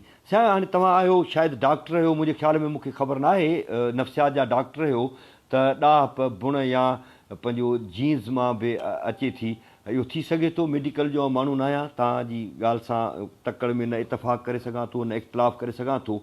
ऐं पंहिंजो बाक़ी जेका महिनत वारी ॻाल्हि आहे उहा तव्हांजी जेका सो ज़बरदस्त ॻाल्हि आहे त असां सभिनी खे पंहिंजो महिनत करणु खपे। बिल्कुलु सही था चओ राहूल साहिबु, सियासी क़यादतूं तबक़ाती रवैयो रखंदियूं आहिनि। सियासी क़यादतूं सभु न, पर असां वटि असांजे मुल्क में इन क़िस्म जी सूरत हाल आहे। बाक़ी हर जॻह ते अहिड़ी सूरत हाल कोन्हे का। उहो मोड ऑफ पॉलिटिक्स आहे, कहिड़े समाज में कहिड़े क़िस्म जी सियासत थी रही आहे उहो उन ते डिपेंड थो करे त उहो कहिड़े क़िस्म जो रखंदियूं आहिनि। तंहिं करे असां भिटाई ते मोटी ईंदासीं त भिटाई असांखे कहिड़ी सियासत थो सेखारे, छाकाणि त असांजो मौज़ू लतीफ़ आहे, त लतीफ़ असांखे कहिड़ी सियासत थो सेखारे ऐं लतीफ़ असांखे कहिड़ो इंसान थो बनाइणु चाहे, लतीफ़ कहिड़े समाज जी घुर थो करे, लतीफ़ कहिड़े आलमियत जी घुर थो करे। त इहे सभई सवाल आहिनि जेके पाण ईंदड़ प्रोग्रामनि में इनशाअल्लाह ज़रूरु जेका सो उन्हनि ते पाण राय वठंदासीं पंहिंजे आलमनि खां, पंहिंजे जेके मुफ़क्किर आहिनि, जेके असांजा दानिश्वर आहिनि, जेके भिटाई ते जिन जो कमु आहे उन्हनि खां वठंदासीं। ऐं हींअर अव्हां खां मोकिलायां थो ही दोस्त कंहिंजो अहमद जतोई जो सुवालु आहे त ॿ प्रोग्राम जो टाइम ॿुधायो। अदा प्रोग्राम जो को बि टाइम कोन्हे को, ऐं इन जी हिकिड़ी सीरीज़ आहे, इहो रोज़ाना बुनियादनि ते कोन्हे को, ऐं इहो ॿिए टे ॾींहं ते प्रोग्राम कंदो आहियां ऐं अव्हांखे उनजी भलीकार कयां थो। ऐं जीअं ई मूंखे को पैनल मिलंदो आहे, दोस्त ॻाल्हाइण जे लाइ मिलंदा आहिनि, तव्हां उनजी पोस्ट रखे छॾींदो अॻुवाट ई, त जीअं सभिनी खे ख़बर पवे त हिन टाइम ते लतीफ़ साईं ते इहो प्रोग्राम थींदो। सिर्फ़ु असां लतीफ़ साईं ते न पर आऊं तसौफ़ ते बि कंदो आहियां, छाकाणि त तसौफ़ बि असांजी समाज में न रुॻो एग्ज़िस्ट थो करे पर उहो बाक़ाइदे हिकिड़ो अहम तरीन वजूद बि रखे थो। उनजे करे आऊं उन ते प्रोग्राम कंदो आहियां ऐं लतीफ़ साईं ते प्रोग्राम कंदो आहियां, त उनजे लाइ आऊं अॻुवाट पोस्ट रखंदो आहियां। अवां सभिनी दोस्तनि जूं वॾियूं महिरबानियूं, अवां जा लख लाइक़। जिए लतीफ़, हक़ मौजूद, जिए सिंध ऐं जिए आलम इंसानियत।